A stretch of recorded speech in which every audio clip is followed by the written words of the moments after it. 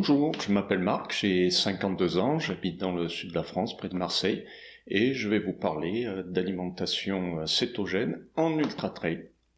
Alors, je fais de l'ultra-endurance depuis 2016, donc en gros depuis 4 ans.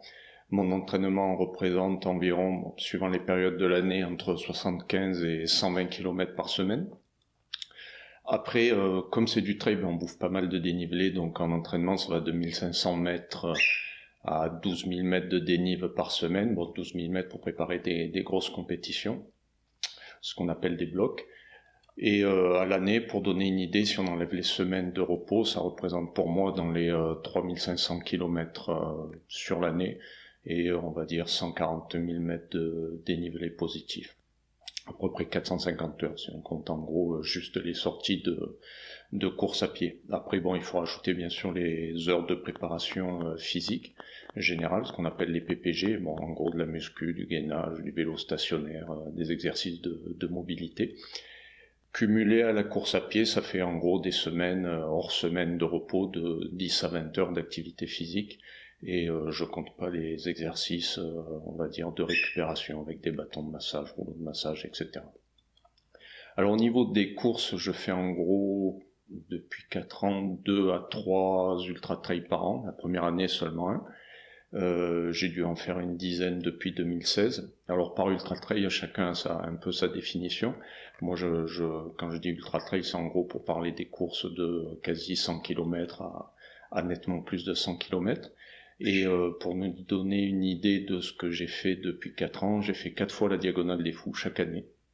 Diagonale des Fous, pour ceux qui connaissent pas, c'est 169 km et 9500 mètres de D+, l'Ultra Trail de Madère, Transgrande Canaria dans les îles Canaries, l'UT4M Master 100 et l'Ultimate Race. Alors, beaucoup d'autres petites courses de préparation. En plus de ça, on ne citera pas tout. Cette année, si elles sont pas annulées, confinement oblige, je suis inscrit aux 90 km du marathon du Mont Blanc, je suis inscrit à l'UTMB fin août, et puis octobre, si je suis pas trop fracassé après l'UTMB, je participerai pour la 5e fois à la Diag sur l'île de la Réunion. Bon, tout ça, c'était en gros pour donner une idée globale de l'activité physique que je pratique à longueur d'année, et maintenant je vais vous parler un peu plus de mon alimentation. Alors j'ai commencé l'alimentation cétogène en début 2018, enfin mi-janvier 2018, donc ça fait un peu plus de 2 ans maintenant. En fait, ça faisait plusieurs mois avant ça que j'avais pris ma décision, mais je voulais trouver le bon timing par rapport aux périodes de fête et par rapport au calendrier des courses, et comprendre un peu plus loin pourquoi.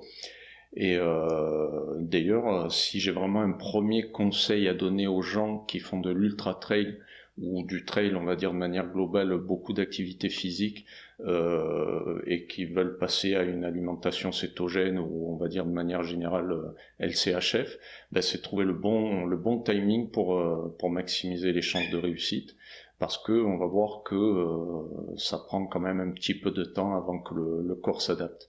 Alors ce temps quand même, il m'a permis de tester des recettes LCHF, du pain céto, c'était le pain qui m'inquiétait le plus, pour manger du fromage, pour beaucoup de choses, de chercher sur internet des témoignages d'athlètes en LCHF pour savoir à quoi m'attendre, connaître comment ils ont organisé ce changement d'alimentation.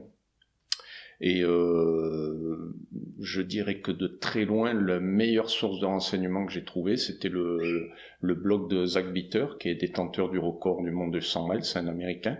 Alors son blog, c'est vraiment une mine d'informations. On trouve tout sur son alimentation en fonction des phases d'entraînement, ça c'est génial. Quand il est juste 15 jours avant la course, après, pendant des longs mois, il dissocie ça en plusieurs types de phases, et là on a vraiment un détail complet de ce qu'il mange, de son activité physique. Alors c'est en anglais, mais bon, honnêtement c'est un anglais très facile à comprendre, à lire, puisque c'est un blog, mais bon, si vous speakez pas l'English fluently, Google Translate aide bien, et ça marche très très bien. Alors pour venir à mon alimentation, je suis donc en alimentation cétogène. Je vais pas détailler en gros tout ce que je mange chaque jour, mais pour donner une idée, ma consommation de glucides nets est en dessous des 30 grammes par jour. En moyenne, si je fais des moyennes sur les 3 premiers mois où je m'amusais à calculer tout ça, c'était en gros 20 grammes. Beaucoup plus au début parce qu'on ne se rend pas compte forcément de ce que ça représente, et puis au fur et à mesure, voilà, maintenant c'est stabilisé, on va dire aux alentours de 20 grammes, donc relativement bas.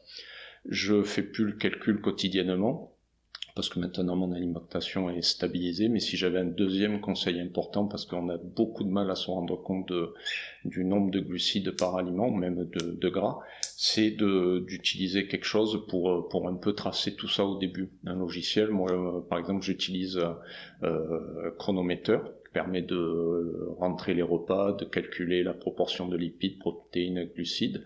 J'utilise une version gratuite, il y a une version payante, mais honnêtement ce qu'elle permet de faire m'intéresse pas beaucoup. Donc voilà, c'est un logiciel que je trouve simple, intuitif, mais il y en a beaucoup d'autres. Mais bon, on peut faire un simple tableau Excel ou un Google Sheet, n'importe quoi.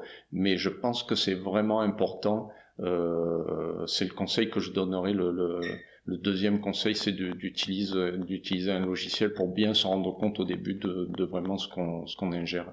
Après, le problème quand on passe en cétogène pour faire du sport, c'est que il faut savoir, si vous lisez un peu la littérature sur ça, qu'il va falloir limiter les exercices à haute intensité pendant 2-3 semaines.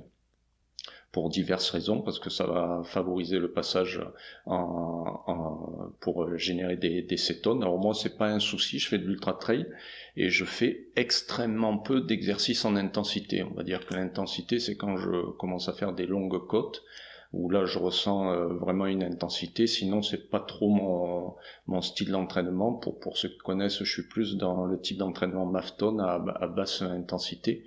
Donc voilà, pour moi ça n'a pas été un souci, mais il faut le savoir. Ça veut dire que dans votre préparation de passage en cétogène, il faut prévoir 2-3 semaines d'exercice sans jamais être trop dans l'intensité. Le deuxième point qu'il faut bien comprendre, c'est qu'il faut du temps pour que votre corps sache passer dans ce nouveau mode.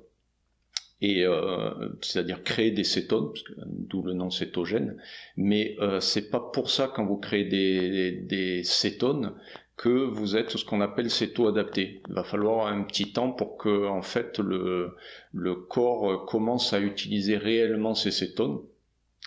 Et puis après, il y a un autre passage qui est pour moi le plus essentiel, que d'ailleurs on peut obtenir sans être en alimentation cétogène, c'est être un brûleur de gras. C'est-à-dire ce que les anglophones, si vous cherchez de la doc sur Internet, Google ou autre, vont souvent parler de fat adapted. Et donc ça, c'est pour moi, en parlant d'ultra trail, c'est quand même la chose la plus importante. Pour ceux qui font de l'ultra trail, je pense qu'ils vont comprendre assez rapidement le distinguo entre être céto-adapté et fat-adapted, d'être brûleur de graisse. Donc selon moi, il y a 3 phases importantes à distinguer. C'est votre corps fabrique des cétones. Ça arrive au bout de quelques jours, c'est relativement rapide. Le deuxième phase, c'est que votre corps sait utiliser les cétones fabriquées. Donc ce qu'on va dire être céto-adapté. Ça dépend des personnes, mais moi c'est arrivé au bout de, on va dire, 3 semaines. Et puis la troisième phase, c'est que votre corps sait utiliser les lipides comme carburant, fat adapted. Alors ça, c'est très variable. Quand on regarde l'expérience des gens sur Internet, ça va de 2 mois, 6 mois. Il y en a, ils ont l'impression qu'ils n'ont jamais franchi l'étape. Donc voilà, moi en gros j'estime qu'il m'a fallu 2 semaines, donc en gros 2 mois et demi pour arriver à ce niveau-là. Après le problème c'est savoir où on est dans ces phases-là. Quand est-ce que je fabrique des cétones? Est-ce que je suis céto-adapté? Est-ce que je suis brûleur de graisse? Alors c'est un autre conseil que je donnerais, c'est d'acheter un petit lecteur de cétones. Le lecteur cétones ça coûte pas cher du tout. Ce qui coûte cher c'est les on va dire les recharges qu'on met à l'intérieur pour pouvoir faire la lecture. Quand j'ai commencé à l'époque, c'était quasiment 2 € la barrette, donc on s'amuse pas à se piquer tous les jours, parce que je dis piquer parce qu'il faut prendre une goutte de sang, mais je trouve que c'est vraiment, ça donne un indice de voir au début si on est dans la bonne voie dans notre alimentation cétogène. Ne pas utiliser les tests urinaires, je développe pas là-dessus, mais vous verrez en cherchant bien le pourquoi du comment. En tout cas, le test urinaire va marcher que sur certaines phases, alors que l'acétone va marcher quelle que soit votre phase. Et donc c'est ce conseil-là, c'est de se procurer un lecteur qui va faire que vous allez voir exactement où vous en êtes et vous allez voir qu'au tout début, votre niveau de cétone va exploser. Si c'est le cas, bravo, vous êtes sur la bonne voie. Après, c'est pas le cas, il faut regarder votre alimentation. Est-ce que vous avez peut-être trop de glucides, peut-être que pas assez de gras très souvent. Très souvent, c'est qu'on n'a pas assez de gras en fait, parce que on a du mal au début en digestion, on a des petits problèmes de foie. Enfin voilà, on manque un peu d'appétit, un peu des trucs un peu changés. Le corps change pas comme ça du jour au lendemain. Donc voilà. Et puis moi, c'est ce qui est arrivé, ça m'a inquiété parce que j'étais pas prêt à ça, donc je vous le dis. Et puis, alors que votre taux de cétone tous les jours explose 3-4 millimoles par litre, etc., suivant les unités que vous utilisez, d'un coup, vous voyez quelle chute, alors que vous n'avez pas changé d'alimentation, parce que si vous avez changé d'alimentation, vous n'avez pas besoin de chercher le pourquoi du comment. Moi, dans mon cas, il est passé de 4 à 0,8 à 1. Et en fait, c'est tout simplement quand vous renseignez, c'est quand vous devenez céto-adapté, c'est-à-dire que pendant un moment, votre corps fabrique beaucoup de cétone, mais en fait, votre corps ne sait pas trop l'utiliser. Et puis, quand vous avez la même alimentation, il va continuer à en fabriquer, mais votre corps va en utiliser, ce qui fait que vous allez avoir moins dans le sang, il va en fabriquer moins, on va dire, il va fabriquer ce dont il a besoin. Donc voilà, ça c'est donc grâce à ça, vous allez voir, c'est assez facile à voir quand est-ce qu'on est céto-adapté, c'est quand ce taux de cétone chute, alors, je précise, c'est important, alors que vous n'avez pas changé d'alimentation globale. Alors pour la dernière phase, comment est-ce qu'on devient fat-adapted? Alors j'ai pas trouvé de moyen, on va dire, de lecteur ou de quoi que ce soit, mais je dirais que c'est une sensation à la course. Quand on fait l'ultra trail, on va faire le week-end souvent. Moi, j'ai la chance de pas travailler le mercredi, ça m'arrive aussi le mercredi, mais de faire des très longues sorties. Et alors qu'avant, je me gavais de gel toutes les heures, toutes les 2 heures, un peu suivant mon ressenti. Là, vous allez sans déjeuner, vous courez toute la journée, même en solo, en faisant très peu de pauses, et en fait, vous vous rendez compte que vous ressentiez vraiment pas le besoin de manger. Vous ressentez pas de baisse, de grosse baisse qui faisait qu'avant, quand d'un coup j'avais un coup de mou, je disais bon allez, je vais prendre une barre, mais souvent c'est trop tard. C'est pour ça qu'on doit manger des barres un peu en avance, le temps que la digestion, que ça passe dans le sang, etc. Les glucogènes et autres arrivent jusqu'aux muscles. Donc là, c'est un peu le problème quand vous n'êtes pas en alimentation LCHF, quand vous avez un coup de mou, c'est déjà un peu trop tard. Là, vous vous rendez compte que vous allez faire 5 heures, 6 heures de sortie, et en fait, ce coup de mou, il n'arrive pas. Ça ne veut pas dire que vous n'êtes pas un super-héros, hein. Vous n'allez pas commencer à courir 2 fois plus vite, etc. Mais en courant à la même allure que d'habitude, vous vous rendez compte qu'en fait, ce besoin, vous le ressentez plus. Et vous n'avez pas ces gros coups de massue au niveau musculaire. Donc ça, je dirais, c'est le point, hein, c'est la façon de se rendre compte qu'on est devenu fat adapted. Ça m'a pris, comme je l'ai dit un peu avant, ça m'a pris en gros dans les 10 semaines. Difficile vu qu'il n'y a pas de lecteur, mais en gros je me suis rendu compte de ça rétroactivement pour me dire mais est-ce que c'est un jour comme ça ou est-ce que ça va être tout le temps, mais en fait c'est devenu après tout le temps. 10 semaines mine de rien, c'est pour ça que je parlais de planning, pour préparer ça, ça peut être une éternité pour quelqu'un qui est pro, qui a des compétitions particulières, surtout que moi ces 10 semaines ça peut être plus, ça peut être moins, tant mieux pour vous si ça prend moins de temps. Mais bon voilà, donc c'est pour ça que c'est un paramètre à pas négliger. C'est d'où ma première recommandation de planifier ça pour exclure les moments de Noël où on mange, tous les moments sociaux où on va se retrouver en famille, où on contrôle pas trop ce qu'on va manger ou pas. Donc voilà. Alors maintenant, je vais parler de ce que ça a changé concrètement dans la vie de tous les jours et dans les entraînements et compétitions de trail. Alors, la première chose, c'est que j'ai perdu 7-8 kilos. C'était pas le but, d'ailleurs, à l'origine, bon, pas un surpoids particulier, mais bon, voilà. Donc, ce qu'on appelle un peu l'homéostasie, le corps qui va se remettre à un niveau particulier par rapport à ce qu'on mange, par rapport à nos activités. Moi, j'ai perdu 7-8 kilos. 7-8 kilos, ça veut dire, c'est en gros mon poids quand j'avais 25-30 ans. Donc, 20 ans en arrière. 7-8 kilos lorsqu'on court, c'est un impact gigantesque.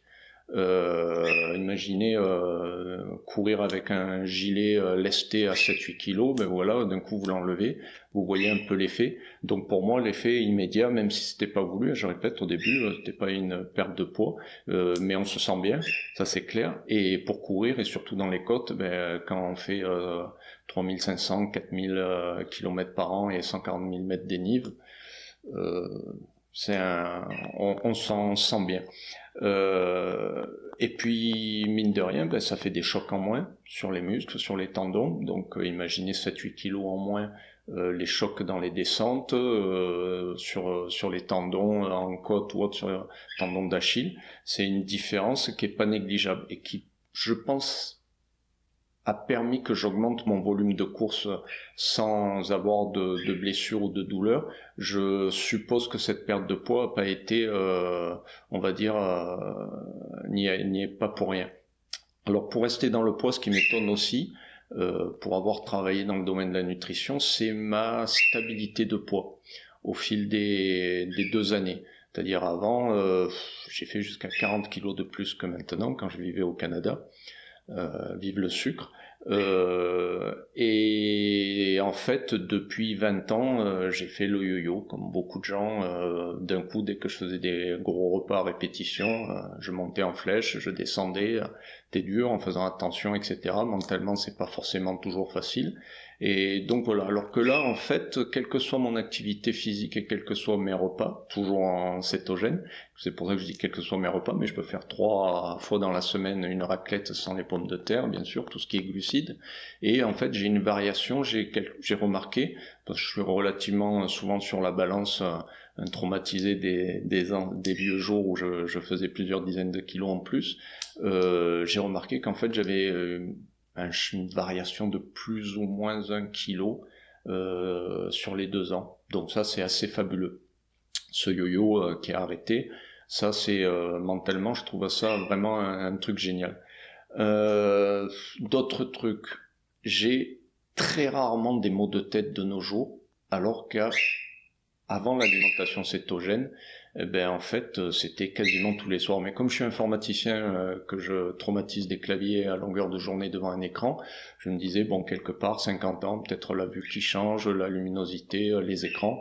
Globalement, bon ben ça fait partie de la vie. Et puis non, en fait ça a disparu. Alors impossible à dire si l'alimentation cétogène y est pour quelque chose, mais bon, le hasard est quand même assez surprenant. Donc je dirais que c'est pas scientifiquement prouvé, mais pour moi c'est clair que maintenant, alors que je bouffais de paracétamol ou autre à longueur de semaine, c'est fini. Au moins un cachet, c'est extrêmement rare. Dernièrement j'ai eu une rage de dents, ça a été le cas, mais sinon jamais. Et puis heureusement parce que en fait tout ce qui est INS n'est pas bon du tout dans l'ultra trail, donc c'est un deuxième bienfait. Sinon, j'ai plus de fringales en dehors des repas. Avant, j'étais le spécialiste de la machine à Mars, à Bounty et autres au boulot à 10 heures ou à 4 heures. Là, je ressens plus ces fringales-là. Je peux sauter des repas sans aucun problème. Je ressens la faim. Il y a des gens qui disent « Oh, c'est bien, on ressent pas la faim ». Moi, je trouverais ça dommage, parce que ça fait partie quand même de la vie, apprécier les repas. Je ressens la faim, mais ça diminue vite. Et puis surtout, je ressens pas la forme d'agressivité que j'avais avant. Avant, si pour X raison, l'heure du repas était décalée, je me sentais pas bien. Donc là, ça c'est un gros plus, surtout pendant les courses. Donc je peux aller courir toute la journée en partant à jeun, sans aucun souci, sans me charger avec toutes les barres de gel que j'avais l'habitude de faire avant de partir, que je calculais, bon, si je pars pour 6 heures, alors je vais prendre tant de barres de gel. Puis quand je cours, il faut faire attention de pas oublier, parce que quand on commence à avoir le coup de mou, c'est trop tard, donc faut manger un peu avant, régulièrement. Donc mine de rien, plus de gel, ça veut dire plus de gestion du gel de l'alimentation pendant la course.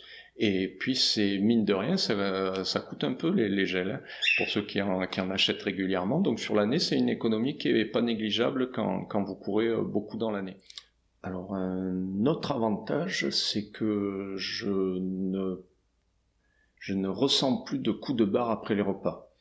Donc fini les comas lors des présentations PowerPoint dans des salles obscures en début d'après-midi, que tout le monde a plus ou moins connu, je pense. Et donc ça c'est un plus qui est pas mal, qui est quand même appréciable. En tout cas moi ça m'avait beaucoup marqué. Après au niveau des compétitions, finalement tout est plus simple, que ça soit la phase de préparation, plus à m'angoisser plusieurs jours avant de dire je vais diminuer telle chose, je vais faire attention à telle chose, prendre du gras, pas du gras, difficile à digérer ou pas. En fait, honnêtement, moi au niveau des ultra trails, je change pas grand chose. Je fais pas de recharge glucidique, pas besoin de faire de recharge glucidique comme avant, donc les fameuses pasta parties ou autres, quoique j'ai jamais été trop pasta partie, mais par contre patates douces et autres, je faisais attention d'avoir un bon niveau de glucides dans le corps au départ de la course. Donc ça, maintenant c'est fini. Pour donner un exemple, si la course est le matin, en fait, je déjeune pas, je prends un café. Parce que je suis pas du matin, donc s'il faudrait se lever X heures avant pour pouvoir avoir le temps de digérer, etc. Donc là, je sais que j'ai pas de souci à partir à jeun sur un ultra trail, donc juste café. Par contre, par exemple, sur un ultra comme la Diagonale des Fous, où le départ à 22 heures, le matin, je fais mon petit déjeuner standard, œufs brouillés, bacon, avocat. Le midi un peu plus light parce que j'ai peur quand même de partir en étant un peu ballonné le soir. Je grignote quelques amandes sur la ligne de départ, qu'on a quand même pas mal d'attentes. Et puis voilà. Donc aucune barre pendant la compétition. Donc j'ai dit, c'est un coût financier quand même pas négligeable, et puis surtout pas de stress à ce niveau-là, de mettre dans les sacs de ravito d'autres barres, de calculer, attention, regarder sa montre pendant la course, dire là, toutes les heures et demie, toutes les 2 heures, il va falloir que je mange quelque chose, parce que si je le fais pas, je vais avoir un coup de barre.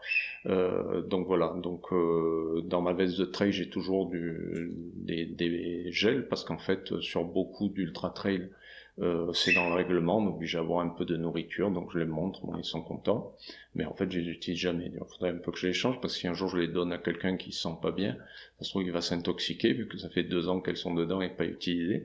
Mais bon voilà, c'est pour dire que vraiment, moi les barres, c'est fini. Concrètement, qu'est-ce que je mange alors pendant un ultra trail? La dernière diag, en octobre dernier, j'ai mangé pour la première fois un ravito qui s'appelle Marabout, 50 et quelques kilomètres, un peu de poulet. Je suis pas resté longtemps parce que c'est un endroit où il fait froid, humide. Et à Sillaos, pareil, encore un peu de poulet, je me rappelle pas. Mais voilà, en gros, je grignotais de la charcuterie sur des ravitaux quand il y en a. Et sinon, ah oui, le petit truc que j'ai continué à garder, c'est pendant les nuits pour garder un peu éveillé. Je prends souvent un demi-verre de coca. Ouais, c'est pas assez tôt, mais c'est mon exception sur l'année, sur les ultras. Ça me donne vraiment un coup de fouet au niveau mental, on va dire, pour garder éveillé. Et parce que le café, souvent, il est un peu chaud. Il faut attendre, on peut se refroidir, on se brûle la langue, etc. Donc le coca, un demi-verre de coca, c'est très bien. Boire dilué dans de l'eau quand je repars dans une poche. Là, j'ai rien changé sur d'autres trucs comme les électrolytes, le standard, les BCA, des petites capsules de BCA régulièrement qui sont censées favoriser la récupération musculaire après l'ultra trail. Et je crois que c'est à peu près tout. Donc si on fait un bilan sur une ultra comme la Diagonale des Fous, un petit peu de poulet, quelques demi-verres de coca pour tenir le coup pendant la nuit, et voilà, on a en gros mes repas sur l'ensemble d'un ultra.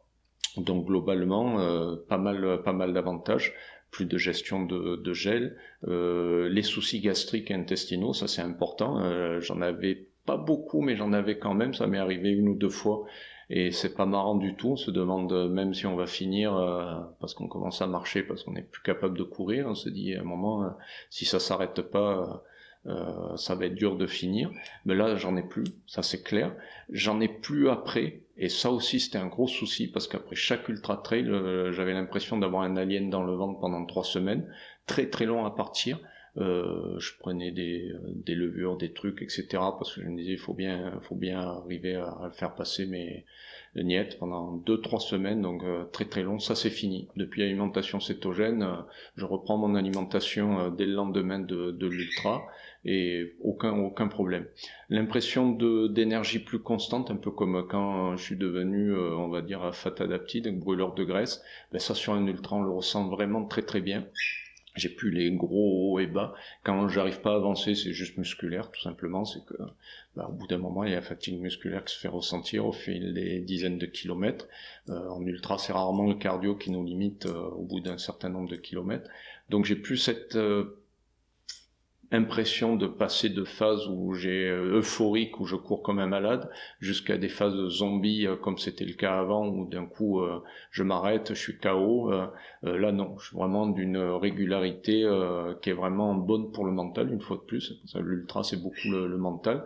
Donc ça, quand on arrive à gérer tout ça, c'est vraiment génial. J'ai aussi la sensation de récupérer plus vite, mais là aussi il faut être honnête, récupérer plus vite, est-ce que c'est lié au cétogène, est-ce que c'est lié au fait que mon corps commence à s'adapter petit à petit de mieux en mieux à ce type d'effort? Je suppose un peu des deux, mais bon voilà, je le cite parce que c'est vraiment quelque chose que j'ai remarqué. Je pense que j'ai pas mal fait le tour de la question, même si on pourrait continuer à en parler pendant des jours. J'espère que je vous ai donné l'envie de franchir le pas. Si vous avez des questions, vous n'hésitez pas à les poser en commentaire. Je me ferai un plaisir d'y répondre si c'est quelque chose où j'ai une réponse, on va dire, efficace, concrète, si c'est quelque chose que j'ai vécu. Et puis bon, si vous êtes en alimentation cétogène et que vous faites de l'ultra-endurance, je vous encourage un peu comme moi, à donner votre expérience, parce qu'en fait, dans le monde francophone, on en trouve très très peu. J'ai cité le blog de Zach Bitter, mais même dans le monde anglophone, il n'y a pas beaucoup de gens qui racontent réellement comment ça s'est passé pour eux. Donc il faut vraiment chercher. Donc n'hésitez pas à donner votre expérience personnelle, parce que moi, si j'ai réussi à franchir le pas, c'est parce que je me suis basé sur l'expérience des autres. Donc voilà, c'est vraiment un gros plus d'avoir le plus d'informations, de partager d'informations pour pouvoir s'améliorer, pour pouvoir gérer au mieux cette alimentation LCHF dans le monde de l'ultra-endurance. Voilà, c'est tout pour moi. Merci, au revoir.